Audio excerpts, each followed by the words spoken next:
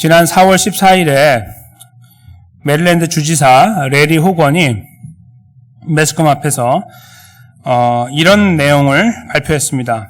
혐오 범죄 법안 더 강력하게 해야 한다. 이렇게 말했습니다. 혐오 범죄 법안 더 강력하게 만들어야 한다. 이 법안을 이렇게 강하게 요구하고 있는 이 주지사 레리 호건은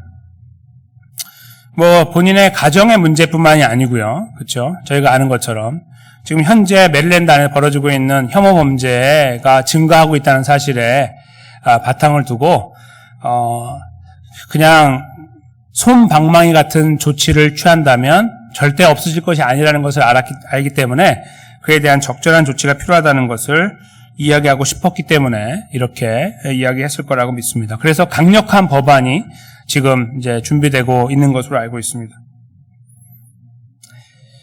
저희에겐 참 감사한 것이 저희가 이제 아시안이기 때문에 그래요. 이 범죄 대상의 주 타겟이 이제 아시안이라는 어떤 인종적인 그 차별의 문제가 나타나고 있기 때문인데요.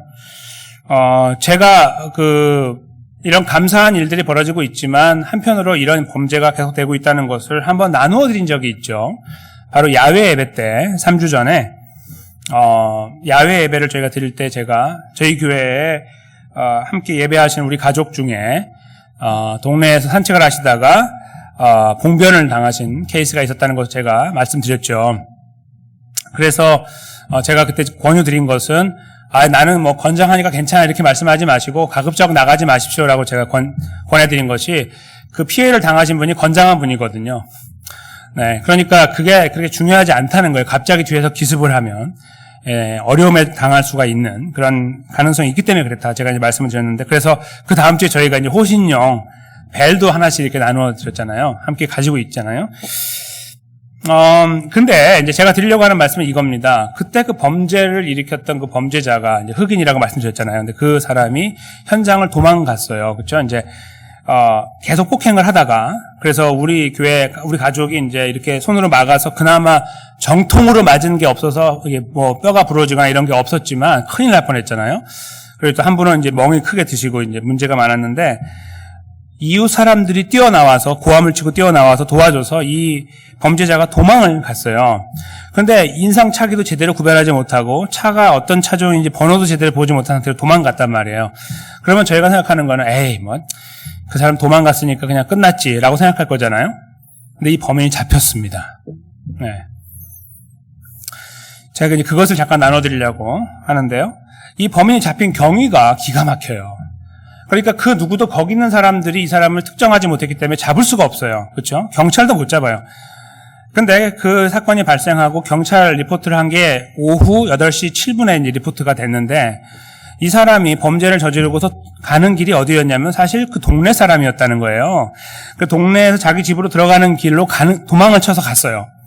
가다가 평소에 자기하고 관계가 안 좋은 건너편 집의 사람이 이제 베트남계 사람인데 그 사람은 차를 빼는 가운데 있었고 본인은 차를 집어넣는 가운데 있어서 이게 부딪힐 뻔한 거예요. 이 사람이 아주 과속으로 들어갔기 때문에. 근데 평소에 관계가 안 좋다가 그런 일이 벌어지니까 기분이 굉장히 상했어요. 베트남 사람들이. 그래서 이제 그 내외가 내려서 이제 항의하려고 하니까 이 흑인이 그 상황 속에 무서워서 이제 무서웠는지 모르지만 이제 도망을 가려고 하다가 이제 서클을 돌아서 나오는 길에 이 사람이 넘어졌어요. 그 차가 돌아서 나오는 걸 막다가 이 베트남 사람이 넘어졌어요. 근데 그 손에는 벽돌이 들려 있었다고 그래요. 아주 험한 상황이 될 뻔했죠. 그런 상황이 넘어졌게 됐는데 그러니까 그 상황을 보고 있는 이웃이 또 신고를 한 거예요. 몇 시였냐면 8시 15분. 그러니까 8시 7분에 신고하고 8시 15분이니까 이제 경찰관은 다른 경찰관이 갔는데요. 다른 경찰관이 갔지만 이 사건을 다 수집해 놓고 인포메이션을 다 한 다음에 조합을 한 사람은 또 다른 경찰관인데 이걸 조합해 놓고 보니까 같은 사건이라는 걸 알게 된 거예요. 같은 범인이 한 것일 가능성이 많다라는 거를 거기 나와 있는 모든 내용들을 조합해 보니까 나오는 거예요. 그래서 그걸 하나의 사건으로 엮었어요. 그리고 실제로 그 범인을 잡아놓고 추궁하니까 제가 사실은 지나가던 사람을 때렸습니다. 말을 한 거예요. 그래서 그 사람이 들어가다가 저희 가족을 그렇게 해한 다음에 해코지를 하고 본인 집으로 들어가다가 그 베트남 사람하고 문제가 돼서 그 고소가 된 거죠. 결국 잡혀서 지금 이제 그 잡힌 상태가 됐는데요. 그러니까 이 과정을 한번 보세요. 이걸 보통 사람들은 뭐라고 말하냐면 우연이라고 말하죠. 네, 우연입니다. 네. 우연이라고 말하는 이 사건이 제가 이제 그 사건이 결론됐다는 것을 우리 가족으로부터 전화를 통해 들었는데 그러면서 심장이 막 팍팍 뛰는 느낌을 받았어요. 그분이 저에게 하신 말씀이 이거 우연입니다. 아유, 우연의 일치입니다.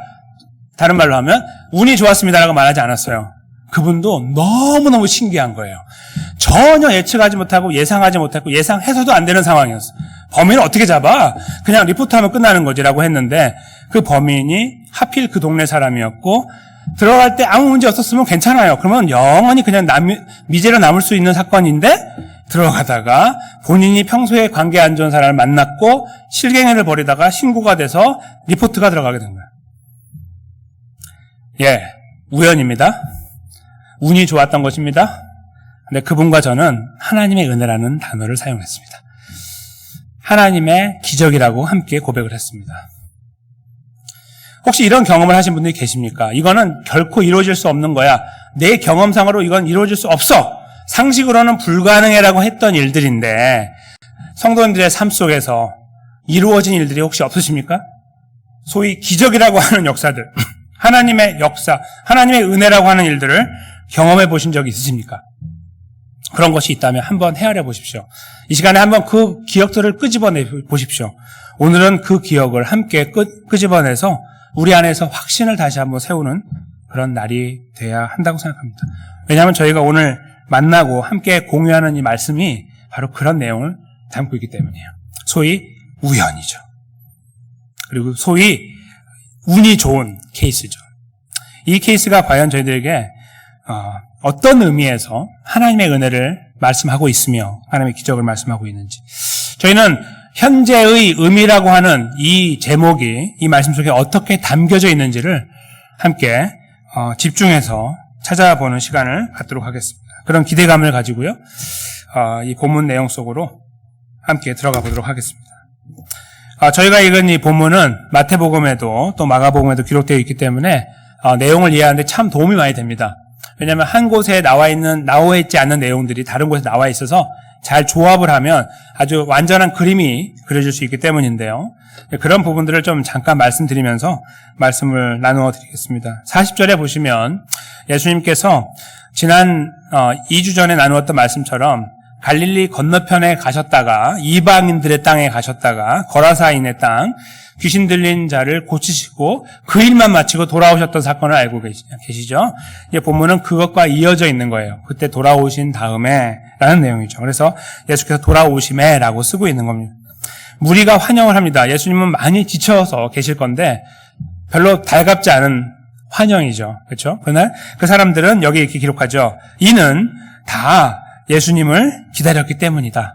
예수님이 언제 오시나 손꼽아 기다리는 사람들이 모여있기 때문에 예수님에게 틈을 주지 않고 예수님의 도움을 받으려고 했다는 것입니다. 그런 상황이 여기 주어져 있는데 이것은 어떤 의미가 있냐면요, 오늘 벌어지는 사건에 증인이 많다 이거예요. 아시겠죠? 그러니까 지금 제가 원래 우리 시온 가족의 한 가정이 어려움을 당하셨다, 그걸 제가 말씀드려서 저희가 알게 됨으로 더 많은 분들이 알게 됐잖아요. 아시게 됐잖아요. 그거와 비슷한 거예요. 그냥 몇 분만 알고 끝나는 이야기가 아니고 더 많은 사람이 알면 좋은 이야기. 지금 여기서 예수님이 오늘 이 사건을 진행해 나가시는 과정은 아주 많은 사람들이 봤다는 거예요. 눈으로 카운트하면 얼마나 많은 사람이 있는지 모를 정도의 많은 사람이 이 사건을 봤다. 그렇게 이제 저희가 이해할 수 있는 것이죠. 그런 상황 속에 41절에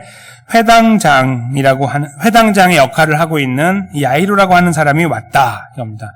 회당이라는 곳은 당시에 예루살렘 성전 말고 게더링 플레이스라고 하는 모임 장소라고 하는 것을 회당으로 불렀어요. 회당은 굉장히 많았어요.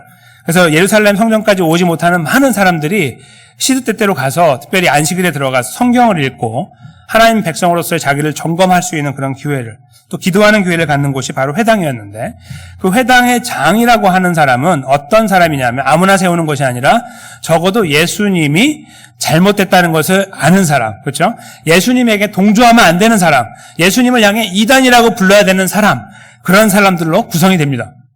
철저한 유대 정신으로 가득한 사람이 회당의 장이 되는 거예요.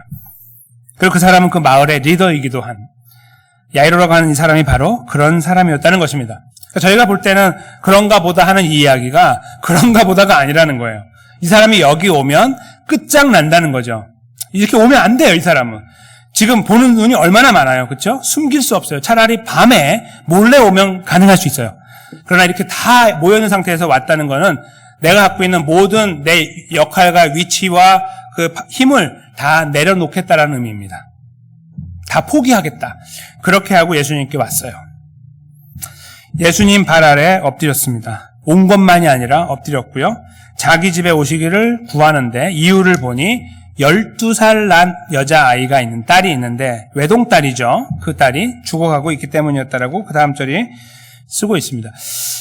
이 야이로가 온 이유가 발견되죠. 그건 뭐냐면 딸이 죽어가요. 딸이 많은데 하나가 아니라 하나밖에 없는 딸의 죽음. 그걸 눈앞에 두고 있는 아버지는 가지고 있는 사회적 지위 자체가 중요하지 않았어요. 다 필요 없는 거예요. 자기 딸의 목숨과 맞바꾼 거예요. 그게 바로 여기 나와 있는 이 자세이죠. 예수님 앞에 발에 무릎을 꿇었다는 말은 더더욱 심각한 거예요. 완전히 이단이라고 부르는 예수를 인정하고 고백하고 따라간다는 의미가 담겨 있는 거예요. 그렇게 했습니다. 예수님이 그의 그 요청에 따라서 움직여 나가시는 것이 이어지고요. 사람들이 많이 따라가고 있어요. 막 미니까 막 밀리면서 가고 있는 분위기예요. 43절에 보시면 이에 12해를 혈루증으로 앓는 중에 아무에게도 고침을 받지 못하던 여자가 등장을 합니다. 이름 없는 분이죠. 근데 여기 잘 보시면은 12해, 12년이라는 숫자가 나오는데 그 42절에도 12가 나오죠. 그 죽어가는 아이가 12살. 여기에 예수님을 이렇게 등장한 이 무명의 여인도 12해라는 거예요. 10이라는 숫자를 먼저 좀 저희가 눈여겨보면 좋겠습니다. 일단 12해를 혈루증으로 앓는데 저희 성경에는 이제 그 성경을 번역할 때 이 여러 가지 그 사본들이 있는데 그 사본들 중에 그래도 가장 많이 쓰이는 그래서 이제 보편성을 갖고 있는 것을 저희 따라서 이렇게 번역을 하는데요. 그 보편성을 갖고 있는 것 중에도 이제 꼭 필요하다고 여겨지는 부분은 이렇게 괄호 같은 걸로 해가지고 들어가 있어요. 그게 번역이 안 되는 경우가 많아요. 근데 그렇지만 큰 문제는 없는데 이제 그걸 넣으면 더 좋아요. 그래서 제가 이제 그걸 넣어서 말씀드리면 지금 이 여자분이요. 이 병을 낫기 위해서 12년 동안 씨름을 했는데 의사를 찾아가는 거예요. 그 의사라는 말이 여기 안 나와 있는데 의원을 찾아가서 자기 가진 것을 가지고 쏟아 부었어요. 마가복음에는 그 내용이 정확히 나와요. 마가복음 5장 25절에는 많은 의사에게 많은 괴로움을 받았고 가진 것도 다 허비하였지만 아무 효험이 없고 도리어 더 중하였다. 이렇게 말해요. 그러니까 돈은 돈대로 들어가고 병은 병대로 더 악화된 거예요. 반대가 된 거죠. 그런 상황 속에 이 여인이 처했다. 그것을 저희가 또 배경으로 알게 되면 이 여인이 여기 오게 된 그 경위가 드러나는데 한 가지 더 주목할 부분이 있습니다. 이 여인은 이렇게 지금 갖고 있는 혈루증이라는 건 뭐냐면 이제 피가 이게 하혈을 하는 그런 병인데 이제 보통 부인들, 그러니까 여성에게 해당되는 병이라고 이제 학자들은 설명을 하는데요. 남자들용이 아니라 여자분들에게 있는 병이라고 여겨져요. 근데 그 병을 앓고 있는 사람은 레위기 15장에 의하면 불결한 사람이에요. 그러니까 문둥병자와 같이 취급을 해요. 다른 말로 바꾸면 집에 같이 살지 못해요. 따로 격리돼서 살아야 되는 사람이에요. 그러니까 사회적인 격리를 경험하고 있는 사람, 다른 말로 하면 어떤 선을 넘으면 안 되는 사람이다 이거죠. 근데 그 사람이 그 선을 넘었어요. 오늘 넘을 때 사람이 아무도 없는 것이 아니라 수많은 사람들이 지켜보는 가운데 자기가 목숨을 걸고 이 선을 넘어온 거예요. 그런 의미에서 야이로라고 하는 사람과 여기 등장하고 있는 무명의 여인과 흡사하죠. 야이로는 자기 딸을 살리기 위해 모든 걸 포기하고 넘어왔고요. 이 혈루증으로 고통했던 여인은 자기의 그 격리를 벗어나서 오는 형벌에 대한 두려움을 다 차치하고 버려버리고 모든 것을 감수한 상태로 그 선을 넘어서 오게 된 거예요. 그 상황을 여기서 저희가 이렇게 헤아려 볼 수 있게 됩니다. 둘 다 벼랑 끝에 선 상황이라고 볼 수 있습니다. 성경에서 10이라는 단어가 사용될 때는요, 12제자, 예수님의 12제자, 뭐, 12, 족속, 우리가 알고 있는 것처럼, 12지파, 다른 말로, 이런 것들을 보면은, 10이라는 거는 꽉 찼다라는 의미가 있어요. 꽉 찼다. 그러니까, 12가 있으면 13이 있지, 그렇지 않아요. 10이면은 들어갈 곳이 없어요. 예수님이 12로 딱 채운 것도 넘어갈 데가 없어요. 13명이면 되고 더 많으면 좋은데 그렇죠. 11로 하신 거는 꽉 찼다라는 의미예요. 더 이상 더가 필요 없어요. 꽉 찼다라는 의미가 10인데 여기서 지금 10이라고 하는 것은 그런 의미에서 의미가 굉장히 깊어요. 즉, 그 외동딸의 죽음을 지켜보는 이 아버지는 10이라는 숫자 꽉 찼다는 거, 거기에서 한계를 가지고 왔다라고 볼 수 있고요. 이 12회를 혈루증으로 앓았던 여인도 꽉 채운, 더 이상 고통을 감내할 수 없을 만큼 꽉 채운 시간을 가지고 왔다라고 볼 수 있어요. 그 10이라는 숫자의 상징적인 의미예요. 동시에 그 여인의, 그 여인 말고요, 그 외동딸이요, 12살이라는 것을 저희가 주목할 필요가 있는데, 그게 뭐냐면, 요즘에도 이제 아시는 분 아시지만 유대인들이 하는 성인식이라는 것이 있어요. 성인식. 하나는 남자아이들은 13살에 하고요. 여자아이들은 12살에 합니다. 한 살 아래 해요. 13살에 하는 아이들의 그 성인식을 바 미츠바라고 부르고요. 그 다음에 여자아이들이 12살에 하는 성인식은 밭 미츠바라는 뜻의 말을 하는데 의미는 율법의 아들, 여자는 율법의 딸 이런 의미예요. 그걸 통해서 이제 성인으로 인정하는 거예요. 그러니까 지금 그런 의미에서 당시에도 그랬거든요. 당시에도 그랬으니까 이 회당장의 딸, 이 외동딸은 이제 성인이 조만간 된 가능성이 많아요. 아니면 이미 됐거나 그럴 가능성을 충분히 가지고 있는 거예요. 다른 말로 바꾸면 이제 인생 좀 날개 한번 펴고 꿈 갖고 살아갈 수 있는 타이밍이 됐다는 거예요. 지금까지는 그냥 어린아이로 있다가 이제 드디어 날개를 펴려고 하는 타이밍에 죽음이 도달한 거예요. 그런 상황을 저희가 여기서 함께 엿볼 수가 있어요. 야이로 딸도 만만치 않고요. 이 여인도 만만치 않아요. 둘 다 죽음이라는 시간, 질병이라는 시간, 불가능이라는, 절망이라는 시간을 눈앞에 두고 있는 거예요. 그런데 이 갑자기 등장한 여인이, 불청객처럼 등장한 이 12회의 혈루증을 앓던 그 여인이 44절에 보면 예수님의 뒤로 와서 그 옷가에 손을 댔다. 이렇게 말씀을 적고 있습니다. 그래서 손을 대자마자 혈루증이 다 그쳤다, 나았다 이렇게 피가 흐르는 것이 멈췄다라는 말이겠죠. 그렇게 표현하고 있습니다. 그 여인은 예수님의 옷가에라도 손을 대면 낫겠다라는 그런 믿음을 갖고 있었다고 저희가 볼 수 있는데요. 그 여인이 그런 믿음을 갖게 된 경위가 있어요. 마태복음 14장 좀 다른 본문인데요. 36절에 보면 다만 예수의 옷 가에라도 손을 대게 하시기를 간구하니 손을 대는 자는 다 나음을 얻으니라는 말씀이 있어요.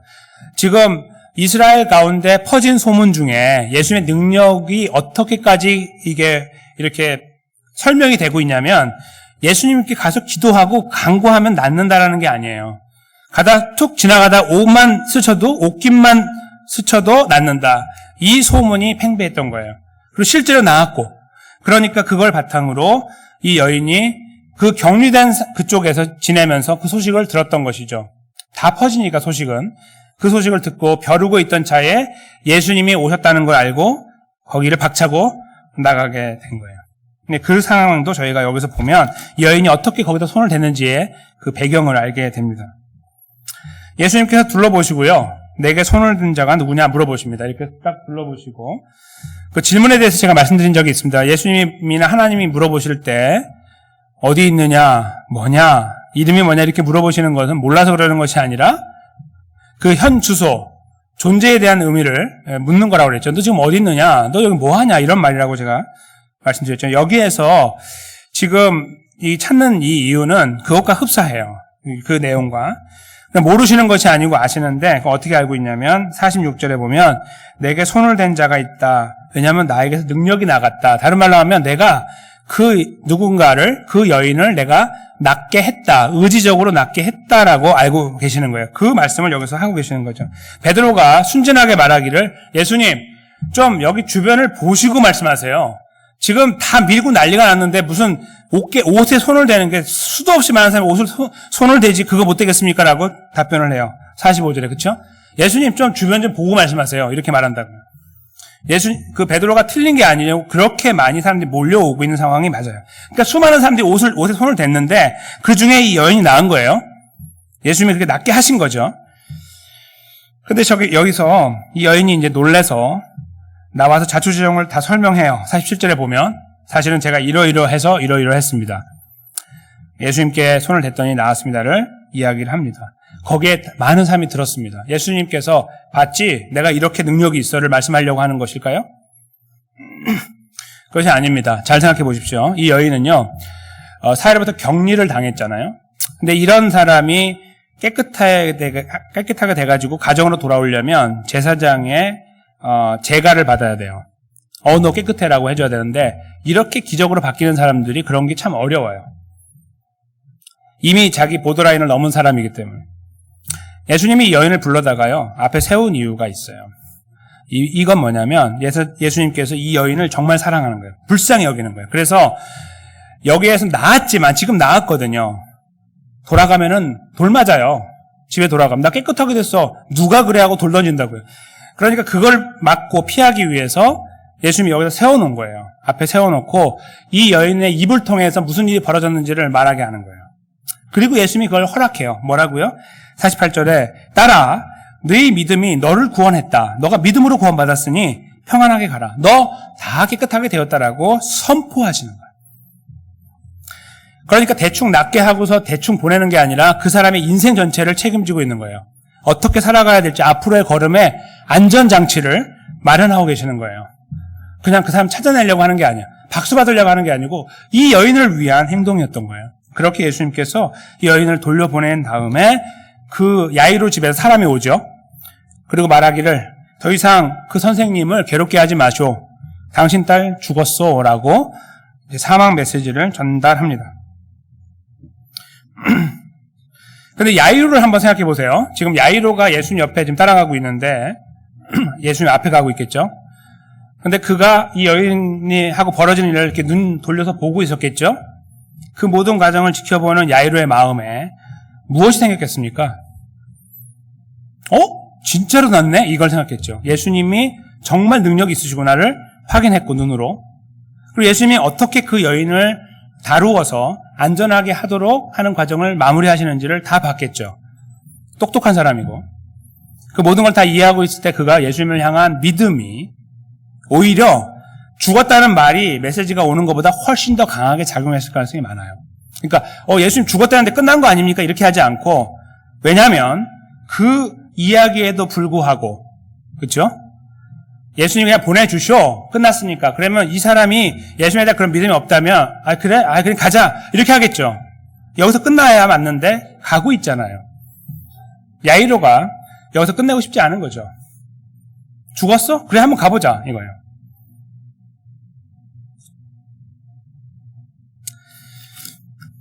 예수님께서 그 자리에서 두려워 말고 믿기만 하라. 그리하면 딸이 구원을 얻으리라 하시고 이 말씀을 하신 대상은요. 여기에는 안 나와 있지만 원래는 야이로를 바라보고 하신 거예요. 야이로가 그 소식을 들었죠? 걱정이 생겼죠? 이 사건을 보면서 마음에 믿음도 함께 있죠? 그때 예수님께서 격려하시는 거예요. 두려워 말고 믿어라. 딸이 구원을 얻을 것이다. 이렇게 격려를 하신 겁니다. 그리고 함께 걸어서 그 집에 도착을 하시고 그 많은 사람들 중에 베드로, 요한, 야고보 3명을 데리고 그리고 아버지, 어머니 이렇게 하고 6명, 예수님과 6명이 그 아이 방으로 들어갔다라고 쓰고 있고 근데 그때 그 집안 분위기가 52절과 53절에 나오기를 다 울고 전체 분위기가 가라앉아 있는 상태인데 예수님께서 이렇게 말씀하시거든요. 울지 마라. 자고 있는 거야. 죽은 게 아니고. 미치광이죠. 그렇죠? 미친 사람이에요. 아니 지금 이게 우리가 당신보다 나이가 더 많고 경험이 많은 사람인데 무슨 내가 다 체크해봤고 의사가 다 봤는데 무슨 소리냐. 그 사람들이 어떻게 해요? 53절에 웃어요. 이 사람들 나쁘다고 말씀하시면 안 됩니다. 자연스러운 반응이죠. 자연스러운 반응. 오히려 예수님이 이상한 거죠. 그렇게 말씀하시고 예수님께서 그 아이의 팔을 잡고 방에 들어가서 이르셨습니다. 아이야 일어나라. 다른 본문에 보면은 달리다 쿰이라는 거 아시죠? 달리다 쿰 이거 달리다 쿰 소녀야 일어나라 이 말씀을 하셔서 그 아이가 살아나게 됩니다. 아이가 살아났다는 것을 확신하기 위해서 예수님은 먹을 거를 주라고 하시죠. 그렇죠? 살아났고 아까 그 여인과 비슷해요. 살려놓고서 끝내버리는 게 아니라 살린 다음에 이 아이가 살았다는 것을 확정하기 위해서 먹을 걸 넣어주는 거예요. 먹는 과정을 통해 이 아이가 살았다는 것을 모두에게 증명하기 원하셨던 거예요. 그 아이를 위한 거예요. 부모를 위한 거고. 이렇게 마무리하시는 장면이 이제 오늘 본문에 등장을 합니다. 두 사람이 등장하죠. 두 이야기가 섞여 있어요. 그렇죠? 중간에 불청객이 등장해서 치료받는 과정이 등장했어요. 이 10이라는 숫자를 가지고 이 부분을 잠깐 생각해 보면요. 두 사람 두 케이스 다 극단적인 이제 어떤 마지막 막바지에 도달한 상황이었다고 제가 말씀드리고 더 이상 물러날 것이 없고 전진도 못하고 후퇴도 못하는 그런 상황 속에 있음을 저희가 여러 각도에서 조명을 해보았습니다. 야이로 그 딸의 아버지 야이로 그리고 그 부명의 여인 그렇죠? 10이라는 숫자를 가지고 저희가 생각을 그렇게 해볼게요. 절망 중에 절망이라는 것을 이 말씀 속 분위기 속에서 저희가 확인합니다. 근데 이분들이 택하는 방법이요. 사실은 굉장한 위기라는 것을 감수하고 위험 부담이 굉장히 큰 결정을 내린 거죠. 자기의 이 걸음이 만약에 실패하면 죽거나 돌맞거나 아니면 저주받거나 뭐 자기 모든 역할을 다 상실하는 소위 직장을 잃어버리는 명성이 떨어지게 되는 저주를 받게 되는 이런 것들로 이렇게 준비가 돼 있어요. 굉장한 모험이죠. 그런데 그들은 이 모험을 감행하고 주님께 왔고 주님을 만났습니다. 그리고 예수님께서 그들을 외면하지 않고 그 모든 과정들을 그들이 원했던 방법을 따라 치료하고 심지어는 병자가 아닌 죽은 자를 살리는 과정까지 이어지게 됩니다. 예수님의 역할 자체가 병자를 낫게 하는 의원의 모습뿐만 아니라 죽은 자를 살리는 구원자라는 의미가 이 속에서 분명하게 드러나요. 그런데 그 과정 속에 들어있는 중요한 요인과 원인은 뭐냐면 사람들의 요람 피우는 노력들, 공을 쌓는 거, 돈을 들이는 거, 이런 것들이 아니고요. 예수님 말씀이 뭐예요? 두려워 말고 믿기만 하라. 그 여인에게도 네 믿음이 너를 구원했다. 믿음으로 말미암은 구원. 그것을 여기서 예수님께서 드러내고 있는 거예요. 그것은 삶을 살면서 만나는 이 땅에서의 육신의 문제뿐만 아니라 영원의 문제까지도 해결하는 것이다라고 예수님께서 이 두 사건을 하나로 만들어서 강력하게 저희들에게 표현을 하고 계신다 이렇게 볼 수 있는 것입니다. 그리고 이분들이 택한 이 선택은요, 선택지가 굉장히 올바랐다는 것도 알게 돼요. 한번 생각해 보세요. 이런 말씀을 많이 들으셨을 겁니다. 세상에서 저희가 살면서 지금이 기회야 이런 말 있죠. 늦었다고 할 때가 가장 빠른 거야. 이런 말들 있잖아요. 세상에 그 소위 맥심, 격언이라고 하는 말들 보면 그런 말들이 있어요. 그 교회 밖에서, 그러니까 성경 밖에 있는 이야기들이죠. 그게 때로는 교회 안에서 회자가 되기도 해요. 그 전부 하시면 안 됩니다. 그런 이야기. 성경적이지가 아니기 때문에 그런 게 아니에요. 그 말의 요지가 뭔지 아십니까? 지금이에요. 현재. 이 현재 의미가 강화돼요. 지금 해야 돼. 그러면 당신의 과거에 비록 어려웠지만 미래가 밝아져. 이런 내용이거든요. 그 내용이 다. 그래서 지금 피와 땀을 흘리면 돼라는 그런 골자가 그 안에 담겨 있는 거예요. 지금이 기회다라고 할 때. 저희가 거기에 동의한다면 예수 그리스도의 의미가 상실돼 버립니다. 필요 없어요. 예수님 왜 믿어요? 우리가 하면 되지.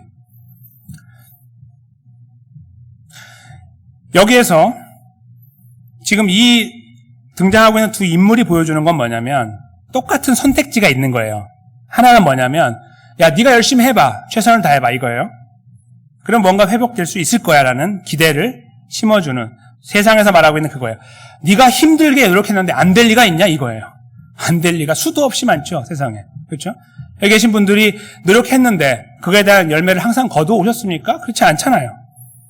그 자체가 틀린 말인데도 불구하고 거기에 그렇게 몰입을 한다 이거예요. 이 등장하고 있는 사람들이 그 맥심, 격언을 따라간 것이 아니라 예수 그리스도께 왔어요. 물론 이 여인이 12년 동안 그거 했죠. 막다른 골목에 섰으니 여기밖에 없다라고 왔어요. 야이로라는 사람도 마찬가지로 자기 모든 것을 포기할 만큼의 막다른 골목이었기 때문에 왔겠죠. 그러나 그들은 어찌하였건 예수 그리스도께 온 거예요. 오늘 본문은 그것을 저희들에게 보여주려고 합니다.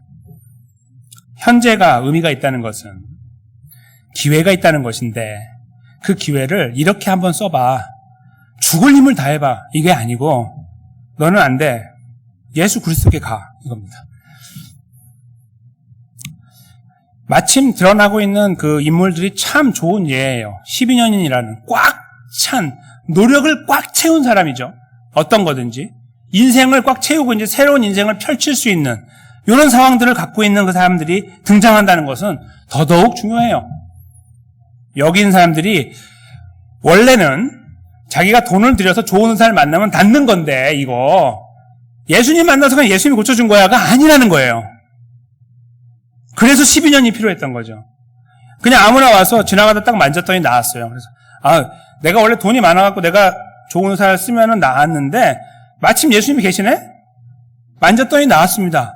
그렇게 하면 이게 어떻게 나았는지를 모르는 거예요.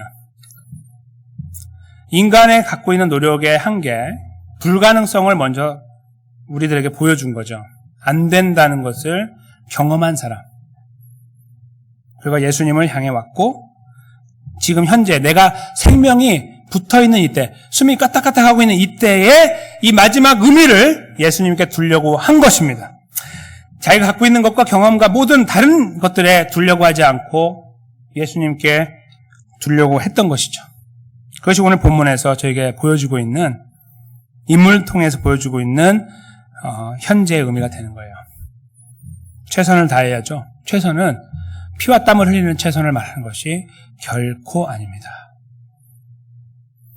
그리고 교회에서 선포되는 말씀 중에 여러분 피와 땀을 흘리십시오. 반드시 열매를 거둡니다라고 말하는 것도 성경적인 메시지가 아니라는 것을 분명히 아셔야 됩니다.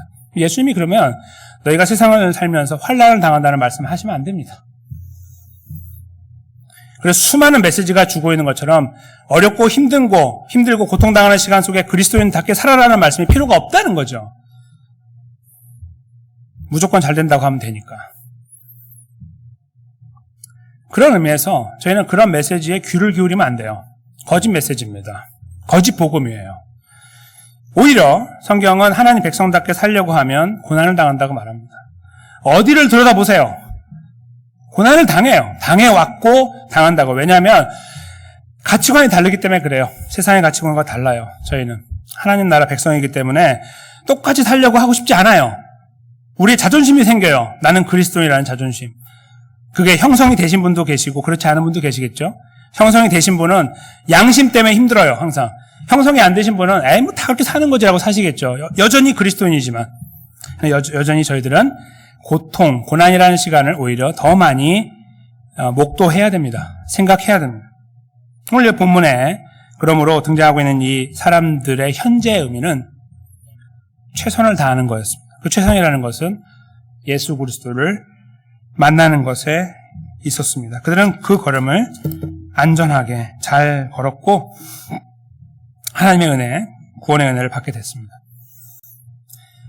이것이 저희가 오늘 이 말씀을 마무리하는 입장에서 정리해야 될 포인트가 되는데요.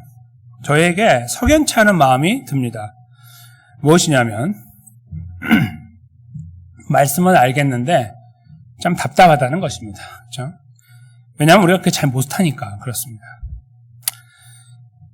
말씀을 들을 때마다 여기 한켠에 남아있는 이 불안함 같은 거, 초조함, 그 내 아집, 내 주장, 내 인생관 이런 것들이 계속 우리의 가드를 치고 있으면 하나님 말씀이 우리 안에서 활발하게 움직여 나가지 못하죠.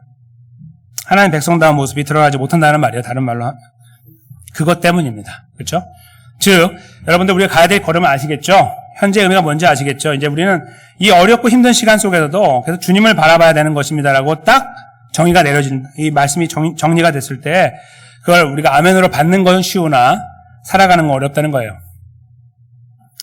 하나님 말씀이 그걸 저에게 또 말씀해 주시는데요. 오늘 본문 말고 저희가 여기 준비해온 말씀이 있어요. 이 말씀은 이제 구약 성경인데요. 저희 구약의 상황을 잠깐 이렇게 눈여겨볼 필요가 있습니다. 예레미야 29장 13절에 기록된 말씀인데요. 제가 읽겠습니다. 너희가 전심으로 나를 찾고 찾으면 나를 만나리라. 아멘. 이 말씀입니다. 물론 말씀을 읽으실 때에 시간적인 차이 이런 걸 구별하시기가 좀 어려우시죠. 성경을 읽으실 때 그런 걸 좀 이렇게 하시기가 좀 어려우시거든요. 왜냐면 여러 가지 자료들을 보셔야만 알게 되는 경우가 많아요. 근데 이것도 바로 그 중에 하나인데요. 이 말씀하고 다른 말씀 하나를 또 제가 가져왔는데 이것도 보겠습니다. 에스겔 34장인데요. 나 주 여호와가 말하노라. 나 곧 내가 내 양을 찾고 찾되. 이거는 찾고 찾을 것이다. 그런 말씀이에요. 이 두 말씀은 서로 상충됩니다. 앞에 거는요. 하나님 백성들 향해 하나님 말씀하시기를 야 너희들이 말이야 좀 돌아서 가지고 나를 찾아라. 예수님께 집중해라는 오늘 말씀인 것 같아요. 나에게 집중해라 이런 말씀이에요. 그러면 내가 너를 만나주겠다 이렇게 회복하겠다 그런 말이에요. 근데 뒤에 나와 있는 말씀은 그거를 옆으로 치워놓고 야야야 그만해 내가 하겠다 이렇게 말씀하시는 거예요. 내가 하겠다. 그리고 여기서 내가라는 말이 강조가 돼 있어요. 그러니까 내가 이런 말이에요. 내가 내 자신이 그런 말이에요. 영어로 보면 I, myself 이렇게 말해요. 나 자신이 그런 말이에요. 이렇게 강하게 말씀하실 정도로 야 너희는 하지 마 못하니까 내가 할게 라고 말씀하시는 거 참 드문 말씀이에요. 그 정도로 강조를 하고 있는 건데요. 이 말씀을 두 개를 읽으면 이게 뭐가 뭔지 몰라요. 그런가 보다. 우리가 찾는 게 맞나 보지? 때로는 하나님이 하신다네. 이게 정리가 안 돼요. 뭐가 맞는 말인지. 그렇죠? 시간적인 텀이 있어서 그래요. 예레미야의 말씀은 아까 앞에 그 말씀은 이스라엘 백성, 그러니까 정확하게 유다예요. 이스라엘은 다 끝나버렸어. 다 죽었어요. 그냥 끝났어. 거기는 망해버렸고요. 유다만 남아있는데 바벨론이 와서 이제 유다를 점령하게 되는 상황으로 가요. 약 지금으로부터 2600년 전쯤 전이죠. 근데 그때에 완전히 망하기 전에 예레미야를 통해서 야 너희가 전심으로 나를 찾고 찾아라. 그러면 내가 너를 만나주겠다라고 말씀하신 내용이 나와요. 아시겠죠? 시간적으로. 그러면 에스겔 말씀은 언제냐면 그 기회가 끝나버린 다음에 다 끝났어요. 그렇게 수도 없이 말씀했는데 안 들었어요. 그래서 완전히 망했거든요. 거기 이제 마지막 꼭두각시 왕이 한국처럼 꼭두각시 왕이 있었는데 시드기야였어요. 그 시드기야를 나중에 죽여요.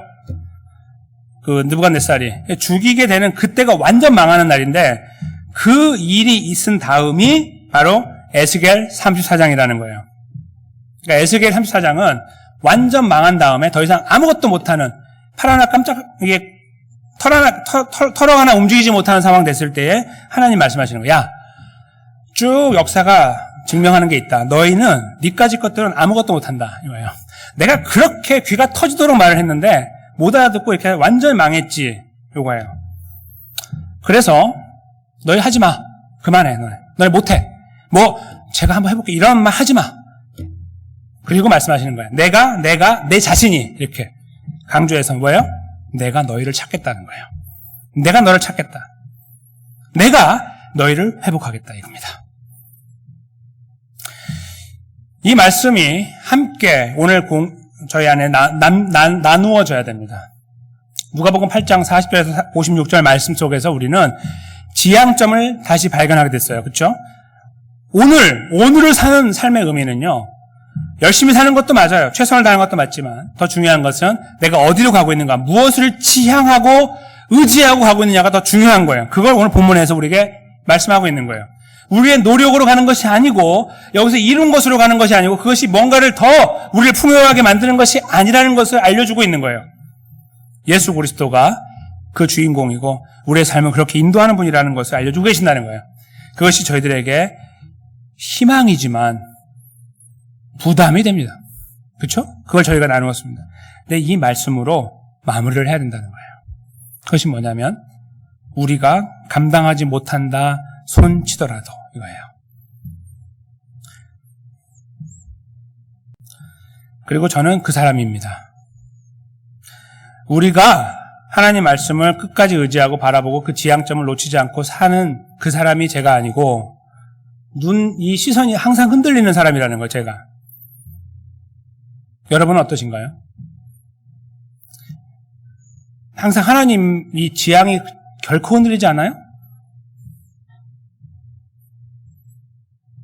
때로는 사람이 무섭고 환경이 무섭고 돈이 무섭고 자녀가 무섭고 부모가 무섭고 사람이 무섭고 이 중에 한 가지라도 동의하신다면 다 똑같으신 거예요. 뭐 두려움이라는 단어가 별로 적합하지 않아 보이시면 의지라는 단어를 바꿔보세요. 다 하나씩 다 있으시죠? 어떤 분들은 그걸 견고히 붙잡고 계시죠? 하나님은 액세서리고 그게 더 중요하잖아요. 이 말씀이 우리에게 해당이 안 된다는 거예요. 예레미야 말씀 저희 못합니다. 못해요. 그래서 에스겔 말씀을 주신 거고요. 구원을 내가 이룬다고 하신 거예요. 그래서 결국 예수님이 오신 겁니다.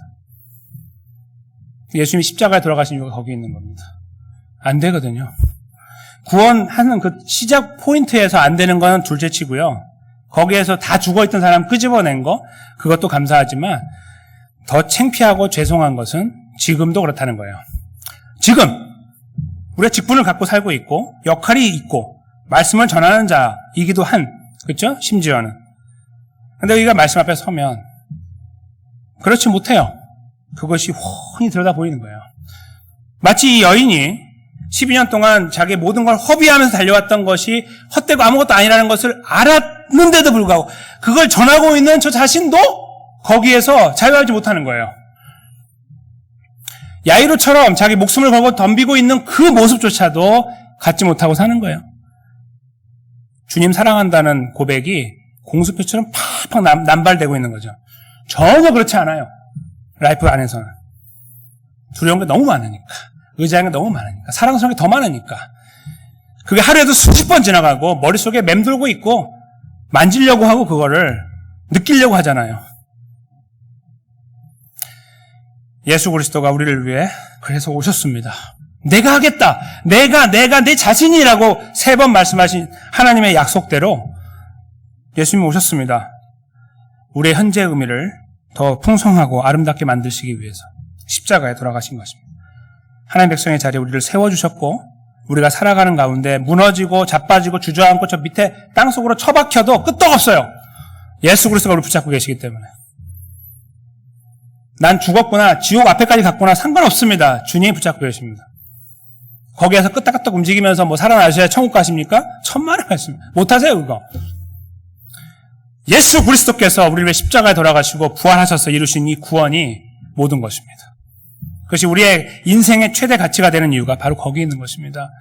우리가 그렇게 예레미야의 말씀을 그렇게 죽도록 들어도 자꾸 한 귀로 듣고 한 귀로 흘러갈 수밖에 없는 연약함을 가지고 살아가고 있는 이 처량한 처지를 다 알고 계시고 불쌍히 여기시며 품으시고 힘들지라고 오히려 말씀하시고 격려하시려고 다가오시고 내가 너를 끝까지 책임진다라고 말씀하시는 이 메시지가 오늘 사는 현재 의미를 찾아가려고 하는 오늘 내가 어떻게 살아야지 의미를 찾으려고 하는 저희들에게 의미를 부여하고 있다는 것입니다.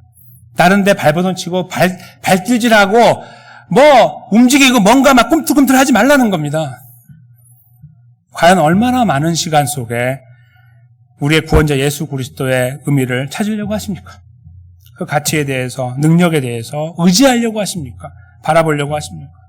문득문득 넘어지는 그 순간에 사람이 무섭고 환경이 무섭고 상황, 이 모든 이 걸음들이 두렵고 떨리고 그럴 때 어디에서 다시 돌아오려고 하시냐 이거예요.